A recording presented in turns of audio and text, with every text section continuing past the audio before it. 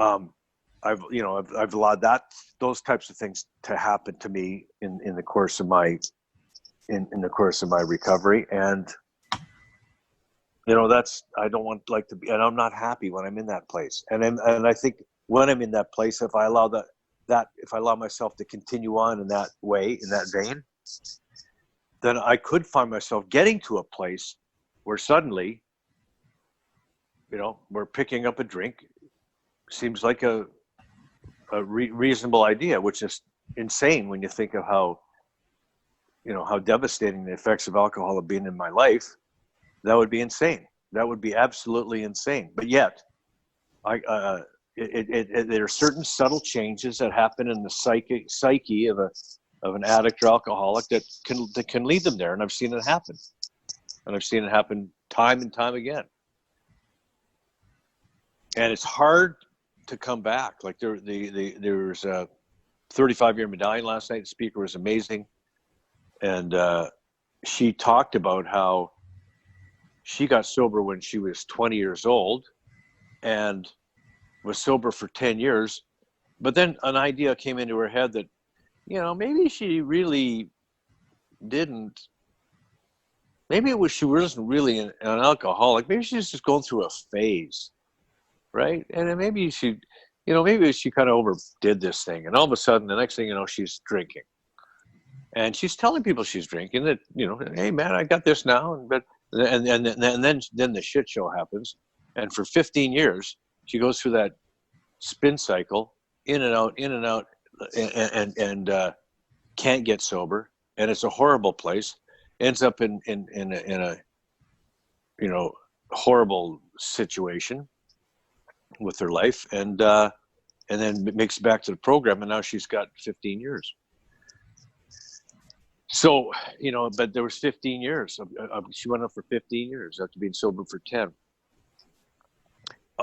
Just on this little idea that became an obsession in her mind, that somehow that it was going to be different this time, and that she had this idea in her head that somehow it's going to be different, and somehow maybe she overreacted the first time when she decided to put alcohol away completely. And but you see how subtle the disease is. If I'm not adamant about my recovery, if I don't put my recovery first, then all those crazy other things can get in the way, right? And I really don't want anything to get in the way.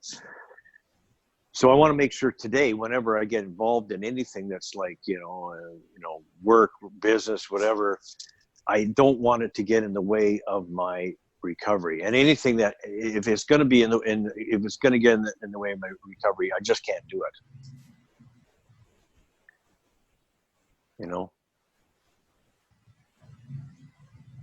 Like for example, we were talking to a guy who said, hey, I think I might be able to get you a beer company to sponsor your show. And I just said, no. Because I can't be, talking to, hey, this Freddy's beer is the best, man. It's the best new beer, and it's gonna get you where you need to go. Drink Freddy's beer. And I've got sponsors listening to me going, what? What did what did my sponsor just say? And so obviously it just didn't work. So so that's that's things that I have to put my priorities ahead of. I have to put my priorities where they belong, and I have to decide what my priorities are. So getting back to that, those subtle little changes in thinking, it starts to accumulate. And I think what happens is you get sideways, and it's really hard to get back on track. It's really hard to get back on the rails. And I think before you know it, you're in a place where suddenly drinking or using doesn't seem like a bad idea.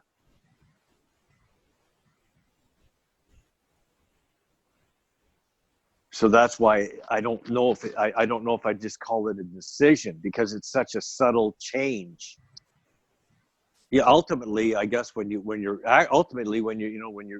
pick up that drink or drug after being sober for a considerable amount of time, there is that decision, and I'm sure that just about everybody who makes that decision has a thought in their mind going, "This might not be a good idea," but for some reason, the obsession has taken over to a point where it overrides everything else. It overrides all logic. It overrides all sensibility. And for some reason, taking a drink is an option when it hasn't been for a long period of time. And I think that subtle change over time is what led to it. It wasn't just like I'm walking down the street. Everything's going right in my life. I've been doing all the work. I've been helping other people and everything's good. And all of a sudden I'm just going to go, boop, have a drink. Make that decision to have a drink. I don't think it happens that way. I think it's a process.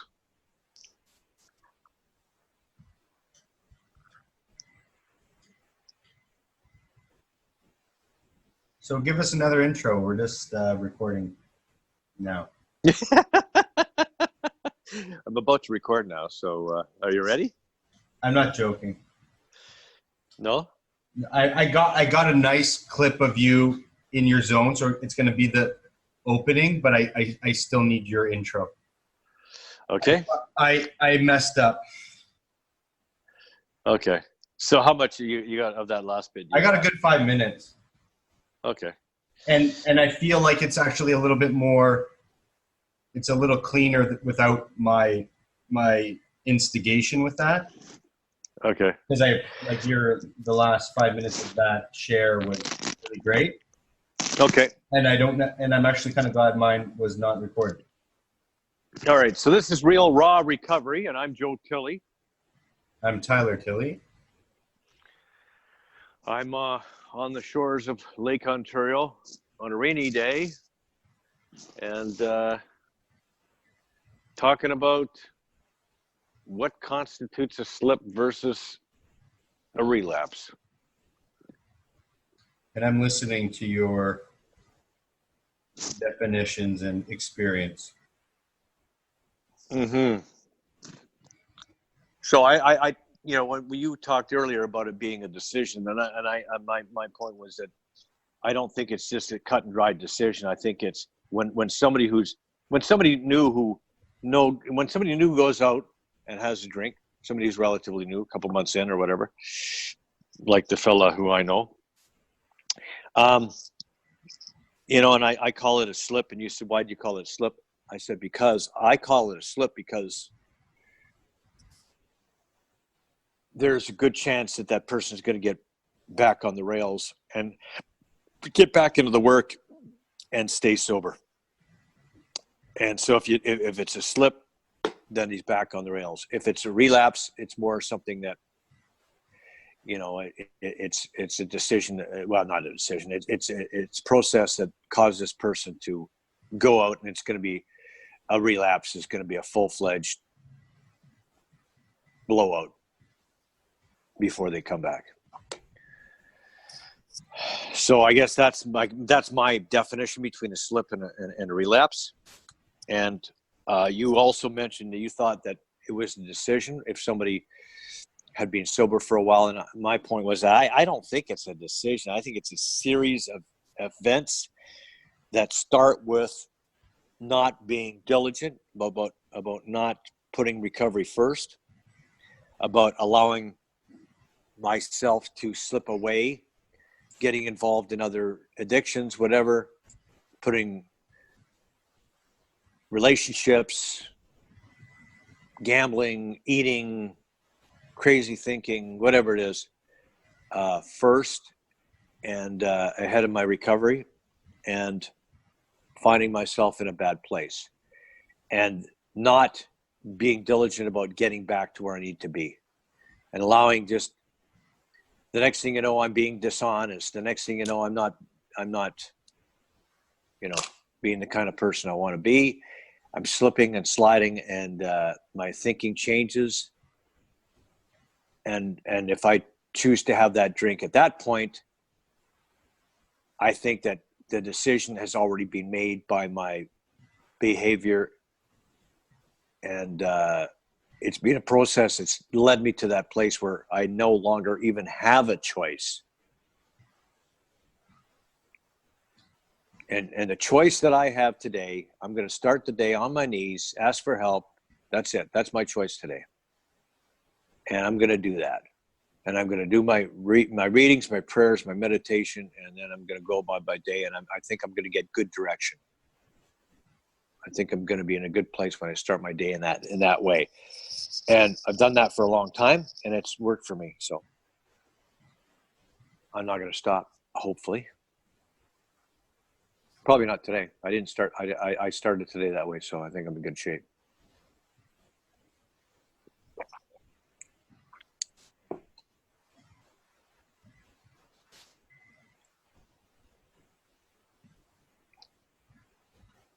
I don't really. I'm just musing over what kind of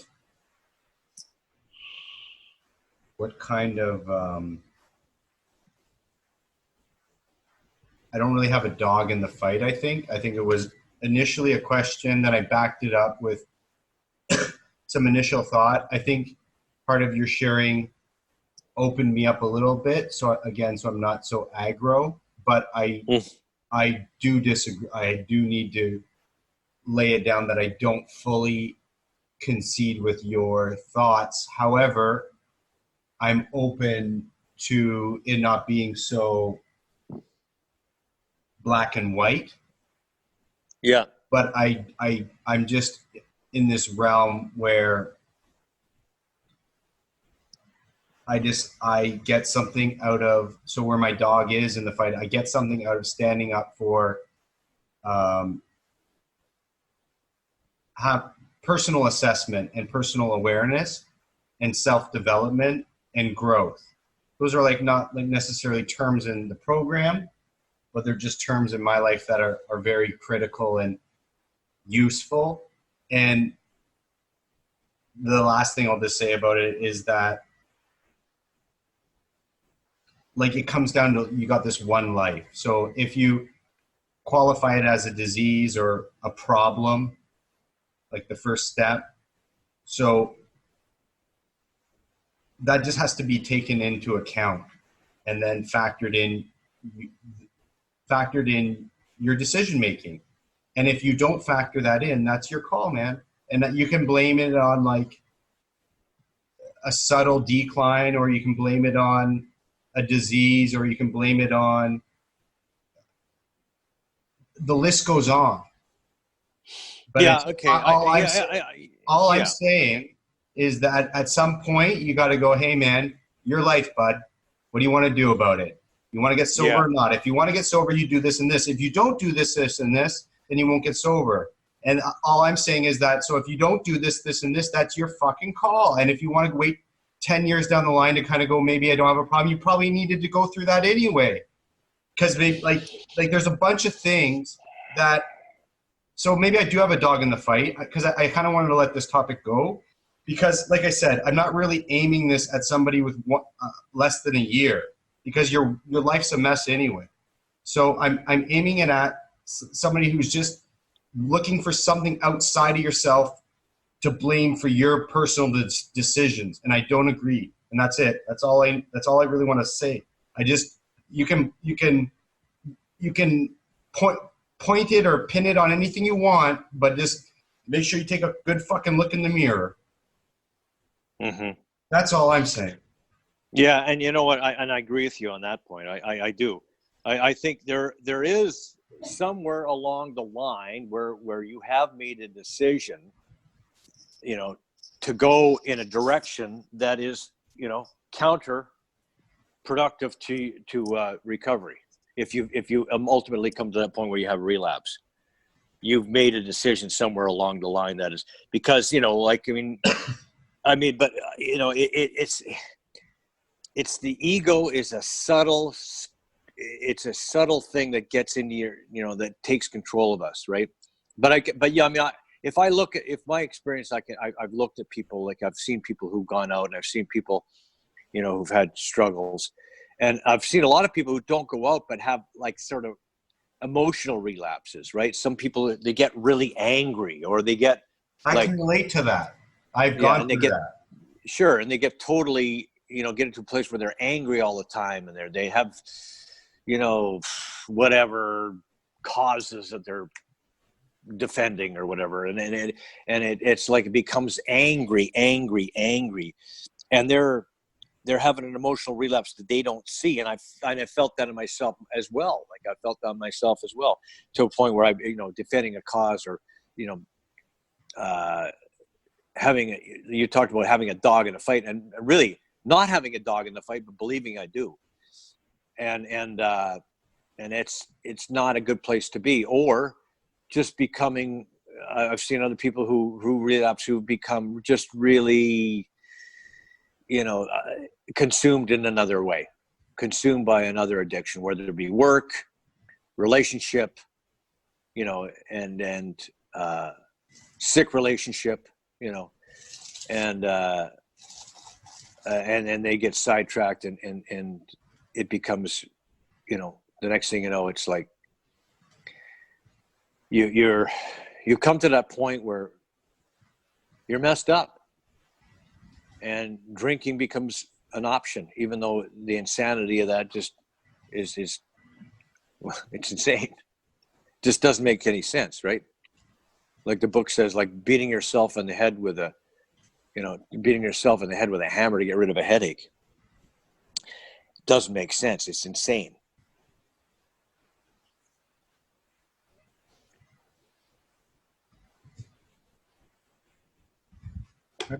I don't have a lot of sympathy for the devil. No? What do you mean by that? You're talking about the ego. Yeah. You call that the devil?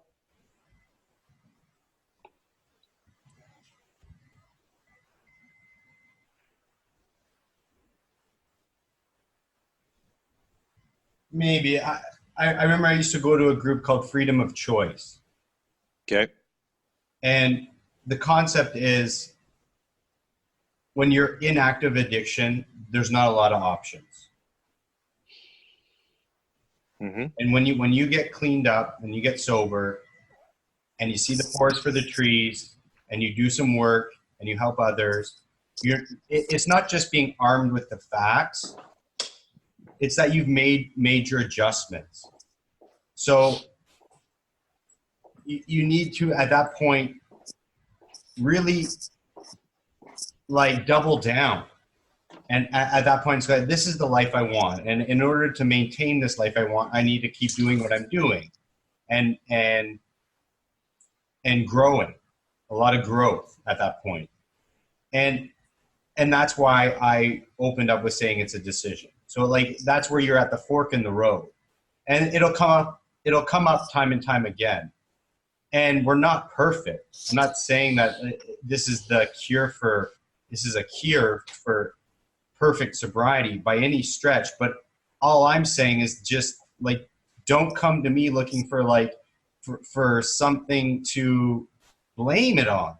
It's just like, that's why the mirror and mirror work is so vital. Just like getting really in touch with the direction you want to go and what needs to take place. And there's got to be consequences for your actions. And mm-hmm. So like, if you want to stay sober, that means there's consequences for that. There's things you have to do. And so once those are presented and lived out and lived to an extent, going the other direction, whether it's subtle or not, is your call, man. Go ahead.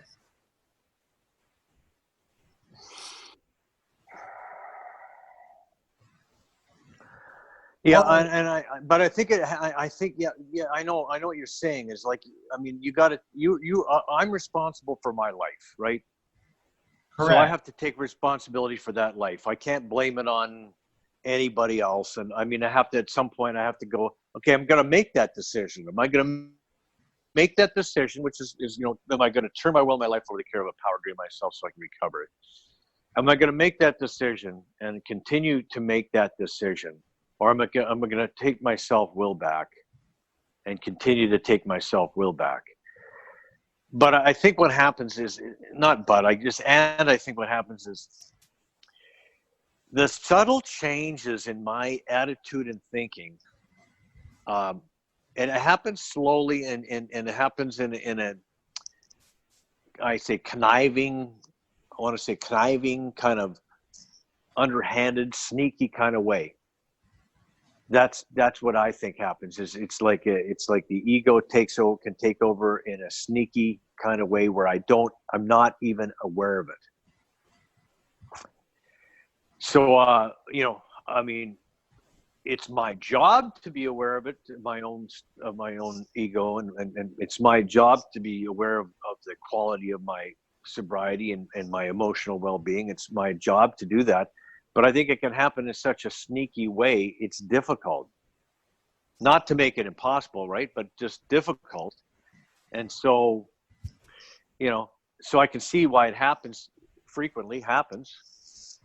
How people, how we all have emotional setbacks because the ego is a sneaky, conniving entity. And so, the devil, right? Yeah, but I was being facetious a little bit, but I don't think it's your job. I don't think it's your job to monitor that. I think it's your life.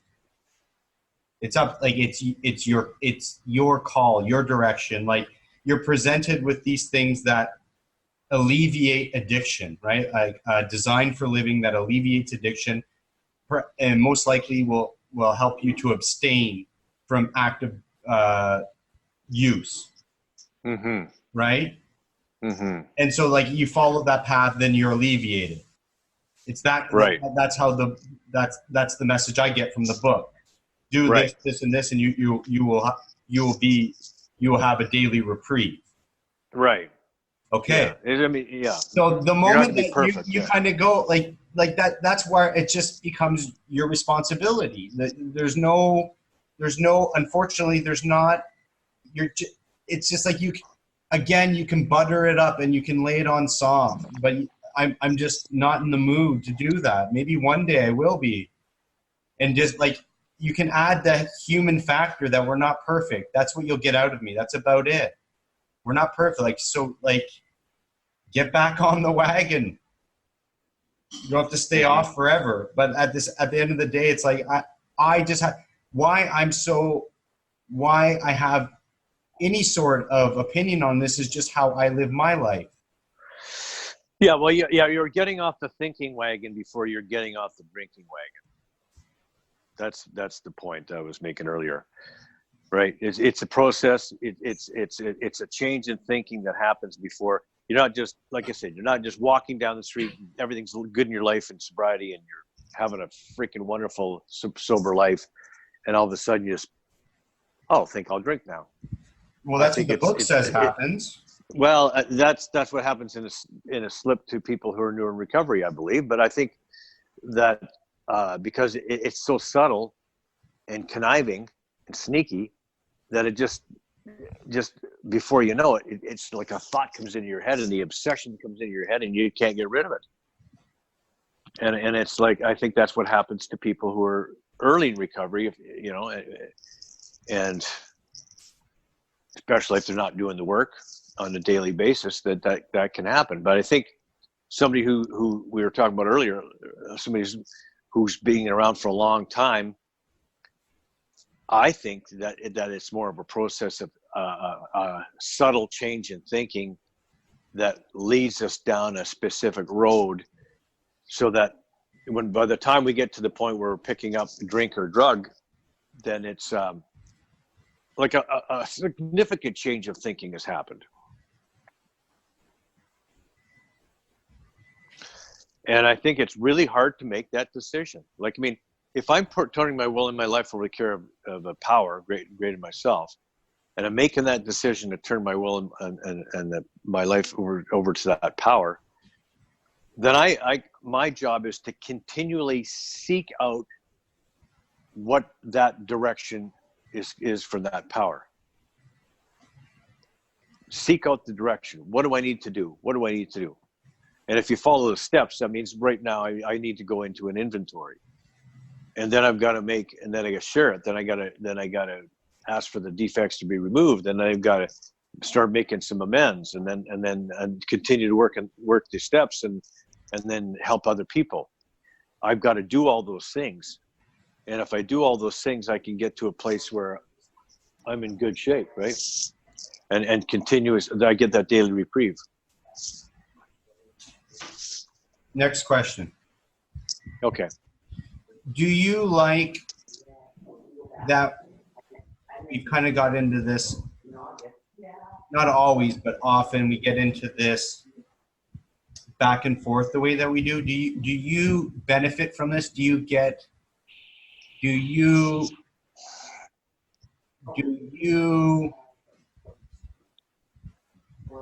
enjoy this kind of discussion? Can you be honest? Yeah. It's great. You do? Yeah, because it helps me out. It gets me thinking. It gets me. It helps me to keep my mind open, and it helps me to listen. And it's also good for me. I think it's good for my mental constitution.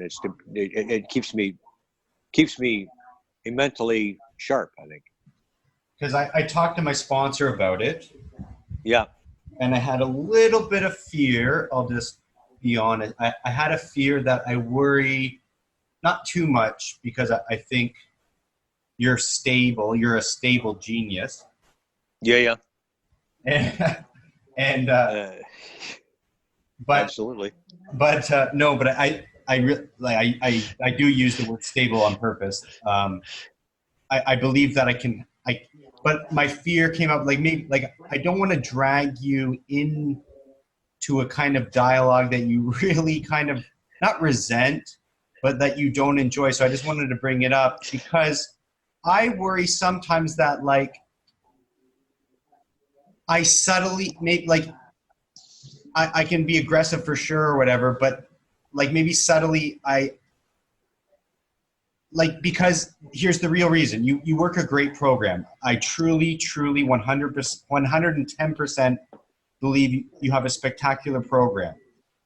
But so then when you talk to me, the fear comes from, well, I have a lot of different perspectives, different concepts that your program necessarily doesn't have room for because it's already working so well. So when I start throwing monkey wrenches into your philosophy that's working really well, I go, why would my dad want to put himself through that? And that's kind of where so I brought it through my sponsor because I just had a bit of fear about that. So that's why I'm asking you honestly, are you just doing me a favor because I'm your son, or do you honestly have room in your life for somebody who goes, that's fucking horseshit when it's working perfectly well for you? Well, you know what? I think in one sense, when I say it helps me open my mind to other ways of thinking. You know,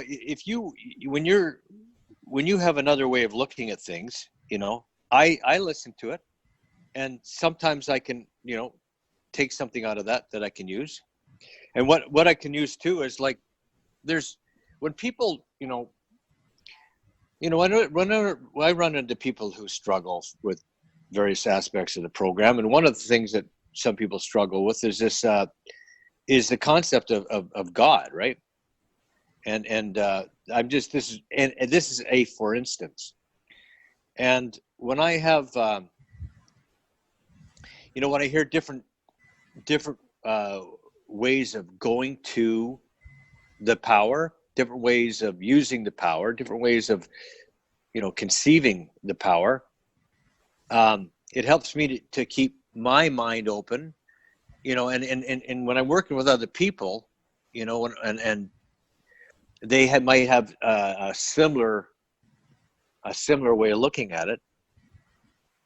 It helps me to relate to them, helps me to be able to relate to them. and just, being open to, a different way of looking at things. Like, what, for example, when we started this conversation and you said, a person who's got a considerable amount of time decides to drink, that's a decision they're making. The way I saw it was, my first thought was, no, it's not a decision. I think the decision's being made for them by their, because the disease takes over, and the disease makes the decision. But when, after talking to you for a while, I came to the realization that, no, I think there's a place along the road. Maybe when I make that decision to drink, I might think that in a lot of cases, I believe that the decision has already been made. But somewhere along the road, that person has made a decision to go into ego or the disease or the devil or whatever you want to call it, as opposed to recovery. Either a shortcut or getting hung up in another addiction, or putting something ahead of the principles of the program, allowing myself to become selfish, dishonest, addicted in another way, pursuing some sex, relationship, eating disorder, whatever, allowing myself to be overcome with another, addiction. Then I get to a point where, like, my life is so shitty that drinking actually seems like an option. That's how shitty it is. So therefore, then I make, another decision, which is bad. But that whole entire process, through that whole entire process, the decision has kind of been made for me, because I've chosen to get away from the principles of the program, and I no longer have a daily reprieve, because it contingent on my spiritual conditioning, because my spiritual conditioning is shit. Right? Okay, so what I heard was that you, in so many words, you said essentially, yes, you benefit from this conversation, and you gave me exhibit A of why you benefit, which was this last conversation. So I can now take your word for that. These conversations, the way that they are unfolding rather naturally, are benefiting you, and you like this kind of dialogue. Yeah. Is that like 100%, or you're not sure, or you need to think about it? No, that's 100%. That's good. Really? Yeah. Okay. Definitely, yeah, no question. That's why I like to do it. It's like I really okay. I like to do it. I like to do it like for a few reasons, but that's one of them. Okay. Because I was just wondering if we have to like alter it so it's more beneficial for you. Because I wasn't anticipating you go, yeah, we should stop. But I was just wondering, like, if you want to use our time differently, or use it in a different fashion, or if you like. No, I think it's organic. I think it's organic, and it just happens. So I think I'd rather leave it like that. Okay, I really like it, but I caught myself, and I also talked to Greg about it, because like I said, I really believe in the way that your life is managed is really healthy and has a strong backbone. So right. I just kind of question, like, so why would you want to talk to somebody who it's not contributing this? And I just I wanted to make sure that, like, if you don't feel like it's contributing, then I don't want to. I think it's helpful. I think might be helpful for somebody who's listening too, right? I think it's because we don't all. Everybody doesn't think the same. Everybody doesn't do things the same, and everybody, people who have a different approach, like have an approach that's closer to your way of doing things. God help them. God help them, but they can relate to you. And people who have who like my approach can relate to me, and it doesn't have to be I'm right, you're wrong, or whatever. It's just maybe like We both are right in our own ways, and that's okay. And I don't have to make you agree with me, but maybe sometimes if you're saying something that I don't agree with, I can certainly let you know about that. And you know, all that stuff is food for thought, maybe helpful for some people.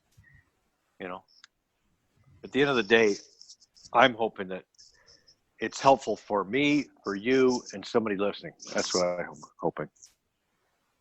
Yeah, I'm hoping as we grow organically too, like I really want conversations with people who've been sober for a while, because it's a lot of time I feel like I'm just attempting to rip apart your logic sometimes, and it's not personal. So that's why it's like if someone else who had long-term sobriety had like these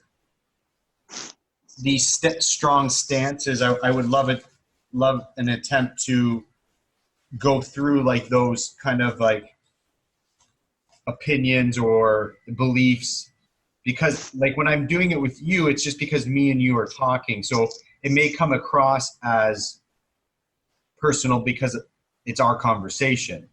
But I know that these are also the reason why I might go at them so hard sometimes is because they're not just your words, they're also the words that are used in fellowships, in 12-step fellowships. So it's kind of like I love to really question them sometimes. Some of them, like I said, I'll go back to what we were originally talking about. I don't really feel that whether you, like, actually, the more I talked about it, I really do believe in what I'm saying to be true about being responsible and being aware of the decisions you're making and being in tune with yourself and your relationship with God and others. That is a personal responsibility unto itself. And I'm also open to the fact that yes, there is definitely a subtle decline that needs to be like you'll have subtle declines often, and they just need to be managed. It's not like you get one and then it's gone. Like you're going to have days and weeks and months and years where it's kind of like a stock. It's up and it's down, and overall you have to be able to monitor that. And like, for example, you would do a 10th and 11th step daily to kind of see where you're at, to gauge, right? Mm-hmm. And using those premises and using those standards and those ways to measure and assess yourself is all on you. I hate to break it to you. That's all on you.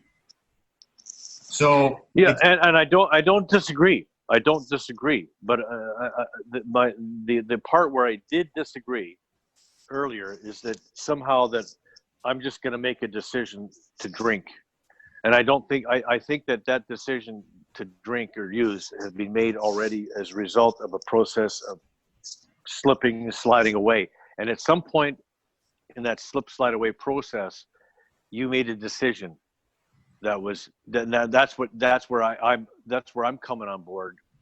Is there some kind of decision I'm making that allows me to slip slide away?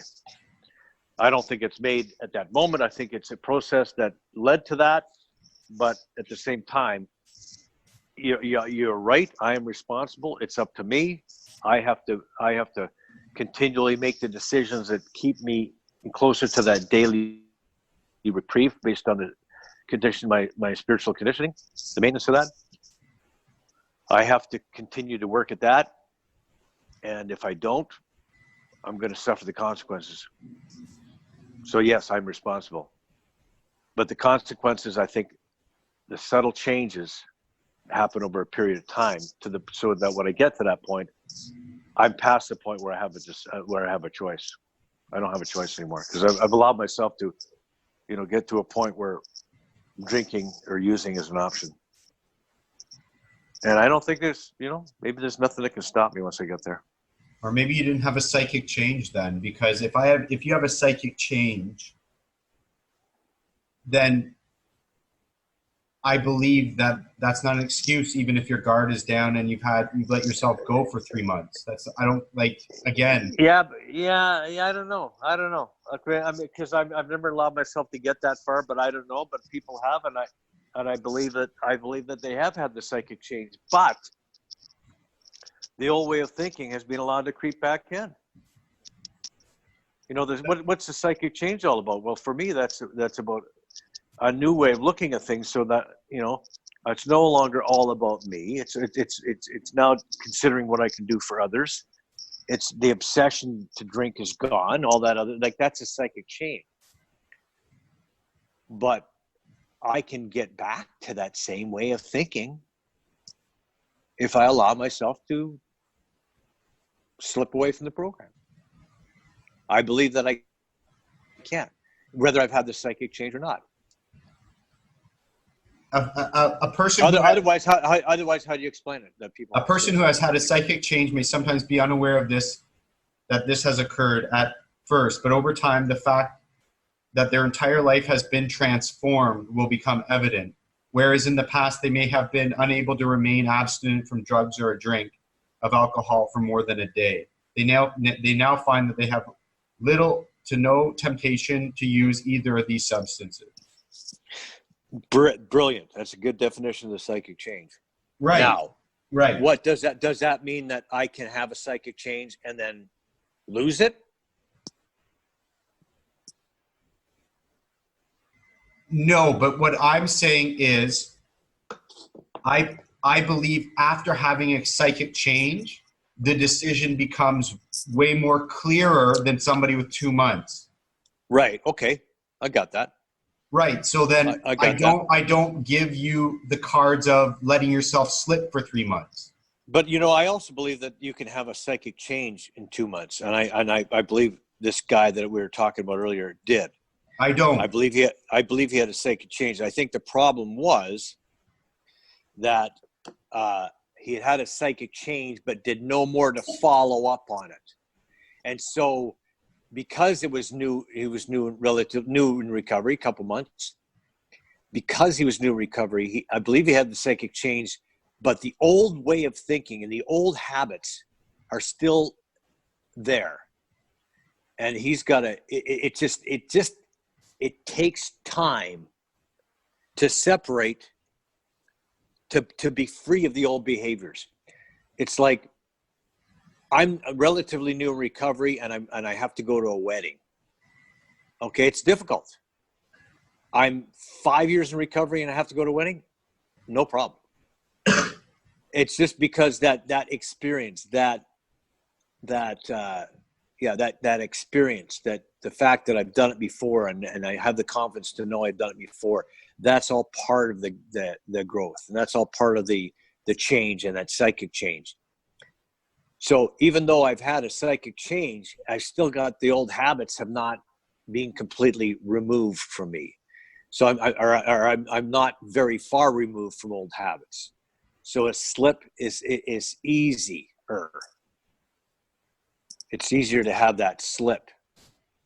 So I had a psychic change at around 3 years. Okay. Not after 2 months, so I can't relate to that. And I don't think that guy knows left from right, from up from down, from a fucking hole in the ground to his own brain. Like, he knows nothing. And so he's just following patterns of like a whole new tribe of people jamming shit down his throat, and he knows fuck all. And he just is following suit like a sheep because he doesn't know better. He doesn't know himself. He doesn't know anything. What will happen is, if he can abstain long enough to realize who he really is as a man on this planet, he then makes a decision to go, I'm going to follow this path and see what it has for me. That does not occur. That does not occur like a light switch. I think you start following the path. You start working this program into your life, and it gives you an opportunity to abstain for a while. It gives you, I think, maybe you're talking about the complete psychic change that you had. It happened over 3 years, but something happened before that removed the obsession, I believe. I mean, something, for me anyway, that's what that that's what happened. I think, the growth, my spiritual growth has taken time, has happened over time. And it's, and I'm in a better place, generally speaking, than I was early in recovery. But I think we needed to take the steps to do this, to do the stuff, to do the work, to get to a place where we can have that obsession removed, so it's not constantly there. I mean, just staying away isn't going to do it. Okay. I love you. I know you got to go. I love you. Okay, let's wrap it up with the serenity prayer. God, grant us the serenity to accept the things we cannot change, courage to change the things we can, and wisdom to know the difference.